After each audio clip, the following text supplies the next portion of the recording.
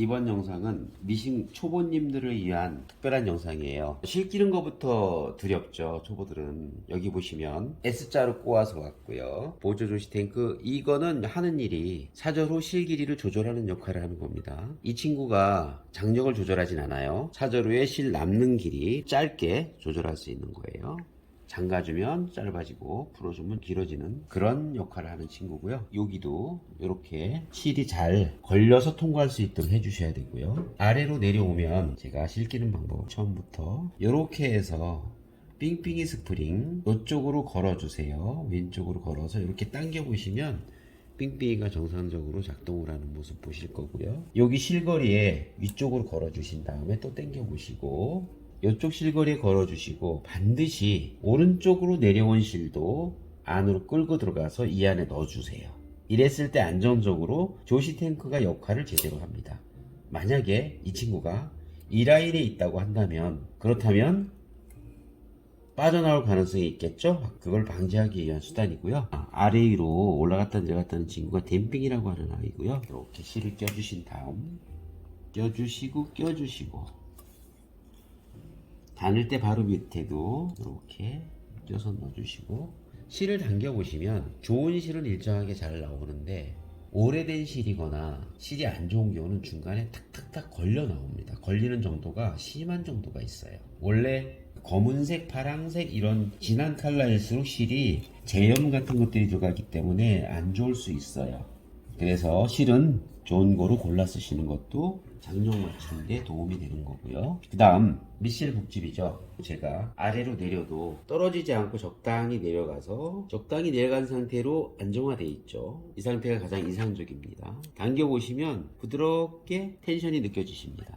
바를 때도 마찬가지로 당겨보시면은 미실보다는 훨씬 좀 강한 느낌으로 텐션이 느껴지실 거예요. 잘 나오면 안 됩니다. 이 조시 탱크 스프링은 참고로 말씀드리는데 약, 중, 강의 정도로 텐션 정도가 다른 상태로 있습니다.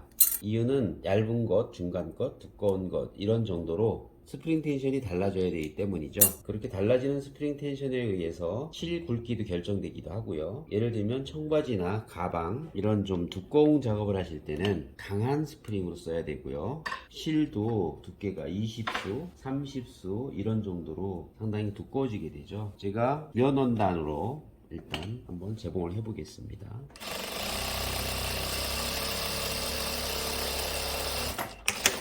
지금 보시면 아래쪽은 형광색, 초록색 실이 들어갔고 위쪽은 검은색 실을 채택을 했어요. 잘 보이시라고 그렇게 했습니다. 검은색이 점점 일정하게 보이는 부분은 이만큼 실이 잘 맞고 있다는 거고요. 여기에서 위쪽 부분에 초록색 형광실이 올라오지 않는다면 이 친구를 더 잠궈줘도 되겠죠. 여기서 경험치가 필요한 거고 장력 조절이 필요한 겁니다.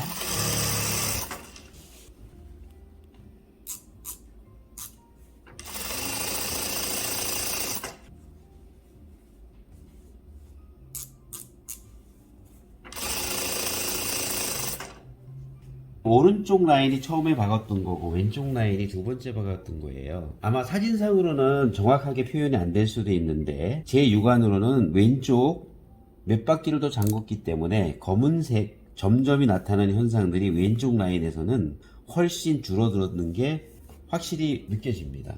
반면에 위쪽 부분을 보시면 초록색이 올라온 부분이 보여지죠. 그래서 이 장력은 언 컬러로 맞추는 게 아니고 대부분 보면 같은 컬러로 맞추기 때문에 검은색으로 실을 바꿔서 테스트 해 보겠습니다.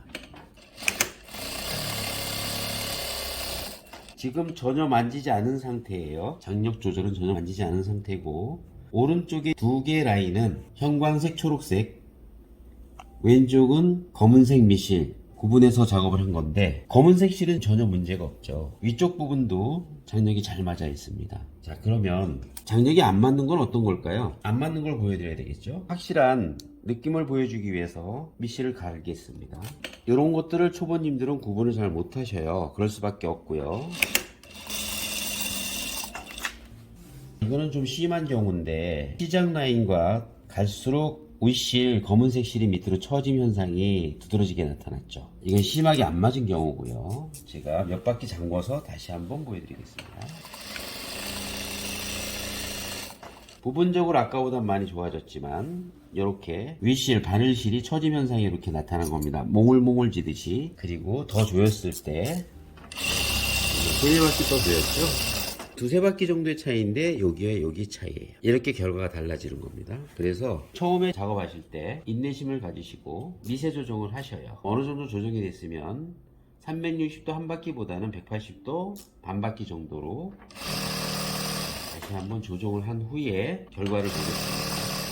여기에서 꺾어지는 기역자까지 기역자 부분에서 몽우리진 부분이 또 보여질 거예요. 그렇다면 아직도 윗실 장력이 잘 나온다는 증거죠. 그러면은 360도로 한 두 바퀴 정도 또 잠가서 재봉을 해 보겠습니다. 여기서는 확실히 차이가 나죠. 조금 더 이제 완성도가 높아졌어요. 그러면 조금 더 잠가서 보여드릴게요. 이제는 위로 실이 올라왔죠.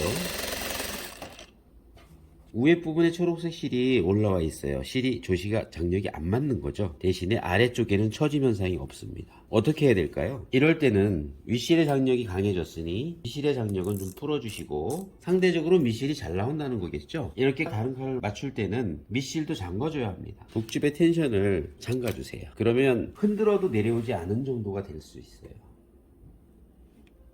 그 정도까지 잠가 주신 후에 작업을 다시 한번 재봉을 해 보겠습니다. 이처럼 확실히 달라진 장력이 보여져요. 여기에 잘 보이실지 모르지만 윗부분은 상당히 잘 맞고 있고요. 아랫부분도 잘 맞고 있습니다. 이번에는 원단 두께를 좀 도톰하게 해서 4겹으로 재봉을 해 보겠습니다. 그러면 거의 완벽하게 장력이 맞아 떨어질 거예요. 훨씬 예쁘네요. 윗부분이고요.